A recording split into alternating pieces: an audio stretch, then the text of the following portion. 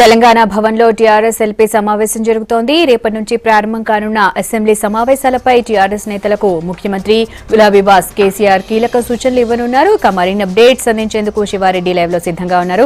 శివ, చెప్పండి, TRS LP meeting updates ఏంటి? మరికొద్దిసేపట్లో TRS LP సమావేశం ప్రారంభం కాబోతుంది తెలంగాణ భవన్లో. ఇప్పటికే మంత్రులు, ఎమ్మెల్యేలు, ఎమ్మెల్సీలు వచ్చారు.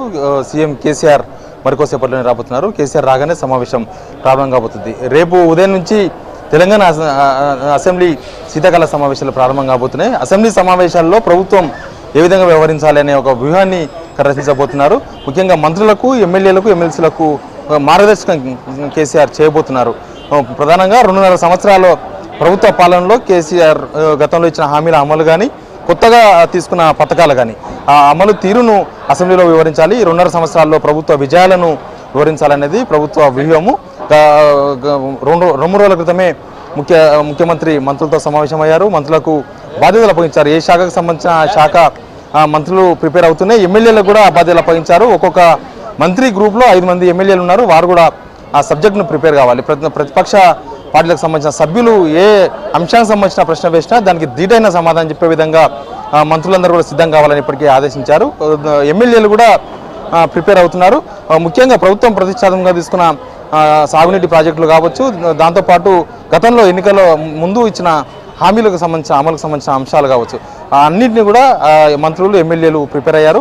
శాసన మండలిలో ఎమ్మెల్సీలు కూడా అదేవిధంగా ప్రతిపక్ష పార్టీల సభ్యుల ప్రశ్నలకు సమాధానం చెప్పాలని ఇప్పటికే సూచించారు. ఇంకా దీంతోపాటు ముఖ్యంగా ప్రభుత్వ పథకాలను ప్రజలకు వివరించేందుకు శాసనసభ వేదికగా చేసుకోవాలనేది ప్రభుత్వ వ్యూహంగా కనిపిస్తుంది.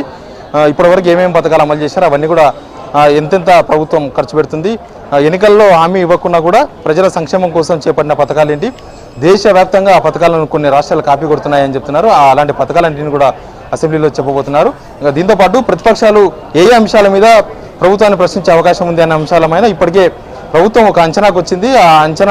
ఆ అంశాలపైన పూర్తి అవగాహనతో ఎమ్మెల్యేలు రావాలని ఇప్పటికీ ఆదేశించారు. అంతేకాకుండా ప్రతిపక్ష పార్టీలు గతంలో గవర్నమెంట్, కాంగ్రెస్ గవర్నమెంట్ కావచ్చు, అంతకుముందు టీడీపీ గవర్నమెంట్ ఉన్నప్పుడు అప్పుడున్న స్కీమ్లు ఏమున్నాయి, దానిలో ఉన్న స్కామ్లు ఏమున్నాయి, ఈ అంశాల మీద పూర్తి అవగాహనతో సభకు రావాలని వివరించారు.